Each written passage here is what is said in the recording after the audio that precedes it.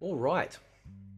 So what you're seeing here, and I haven't reviewed it. I actually reviewed it on one of my old channels, but I wanted to re-review it here because it is a Mugen game, but it is a really awesome, Mugen rendition for Marvel vs Capcom 2. So that way I can give you guys a link, and until we get it properly back on PC or I guess any other platform, but you can only play this through PC.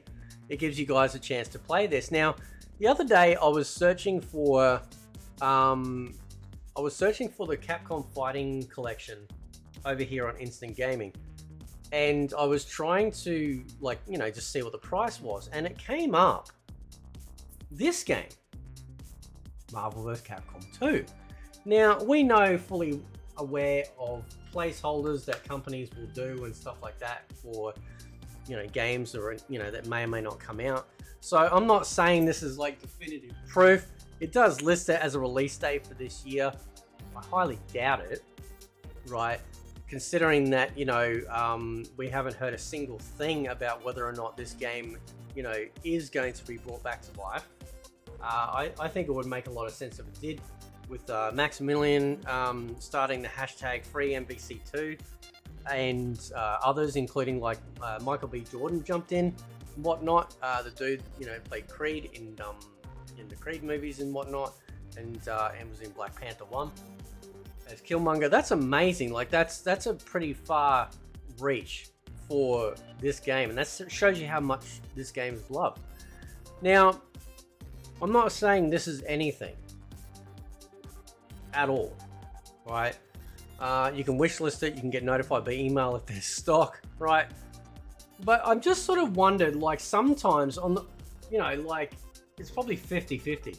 Sometimes a listing, right, on a store, like on a digital store, can sometimes mean that they've had some sort of inside information about stuff that's coming down the track.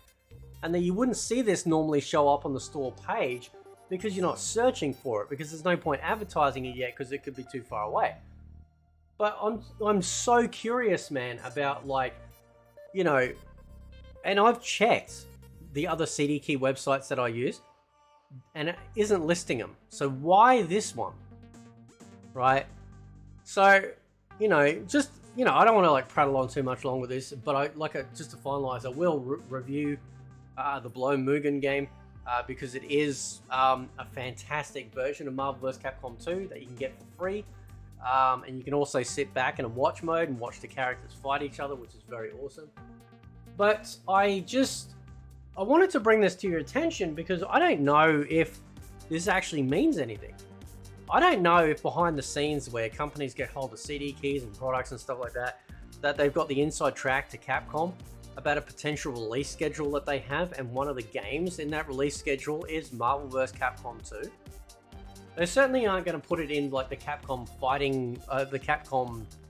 arcade stadium, or they're not going to put it in like a fighting collection, because Marvel vs Capcom 2, actually, you know what, they could. Could you imagine that? They could bring out X-Men. Alright, here we go, man. They could bring out X-Men, Marvel superheroes, X-Men vs Street Fighter, Marvel vs Street Fighter, and then you got Marvel vs Capcom, Marvel vs Capcom 2. Maybe.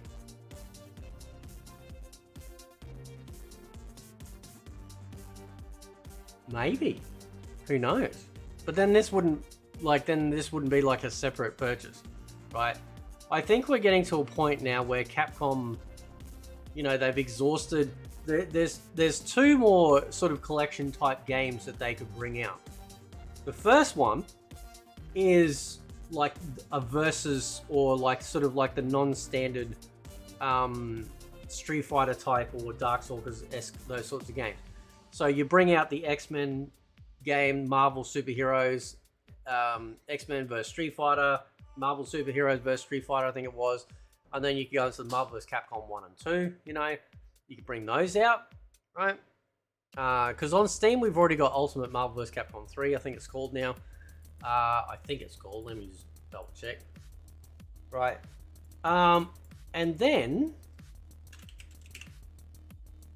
Ultimate... Yeah, it is, right? And then the other collection could be a combination of home versions that they have made for games like, for example, Street Fighter Alpha 3. Right? Because Street Fighter Alpha 3 home version's got additional characters, like a fuck ton of extra additional characters, right?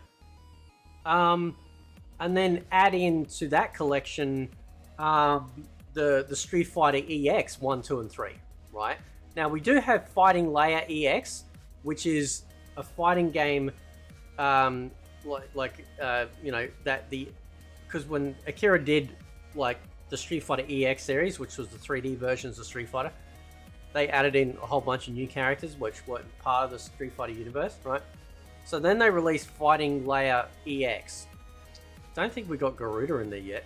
Anyway, and that's brilliant, and it's on Steam. It's a fantastic fighting game. We've got to review it for here too. The same fighting game's got to review. And the reason why I love reviewing the fighting games on here, by the way, is so that way you guys can, you know, that you can go to a collection and see all the Mugen games, like fighting games were reviewed, you know, the console, like different console versions of fighting games that I can review. So then it becomes an archive, and this fighting game channel becomes an archive as well. So yeah, they could do two different collections. They could release like the Marvel X-Men-esque, you know, versus series, right? As one collection. Another collection, they could add in the home versions of some of their Street Fighter games, like the Street Fighter Alpha 3 home versions. Well, actually, you could do all the Alpha versions, right? Because I think they all had additional stuff that the arcades didn't have. You released the EX series on there as well. And I just remembered another... What the fuck did I just remember? There was something else. Shit. Anyway. Hang on. Oh yeah, and that's right. And then, of course, across the pond, if like SNK, they could release their like Capcom versus SNK series as well. Although I don't know who would... I don't actually... Like, I'm assuming it's equal licenses, you know, split down the middle, but maybe it's not. You know, but either side could release that collection, you know. Capcom versus SNK series was fucking brilliant. Like, that was so good, right? Home version of Street Fighter. Oh, yeah, and you could also include in... It'd be kind of like a mix-up. You get the EX series, you get, like, the home versions of some of these Street Fighter games where they were different, because they added in extra features, right? You know, you could release the SNK versus Capcom series as well. I just remembered, I fucking forgot. My God, I've got so many things running through my head for these collections. And then I'm just trying to go through the Capcom games. EX series though. I can't fucking think. I don't know. Oh shit, I can't think of it. I'm gonna kick my own ass when I remember. Anyway, it doesn't matter. What matters is that like Capcom absolutely have a wealth of more fighting games to be able to pool, right?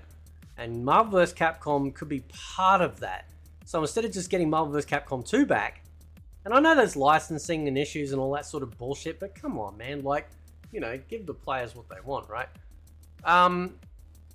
Imagine getting a massive 10 game or however many game collection of X-Men, Marvel superheroes, you know, X-Men vs Street Fighter, Marvel vs Street Fighter, you know, fucking Marvel vs Capcom, Marvel vs Capcom 2. You know what I'm saying? Like, fucking hell, dick hard split everywhere. You know what I'm saying? Like, it would just be fucking grouse, bro. Anyway, I'll leave it there. Let me know what you guys think about this, and I will catch you guys next time right here on Fate.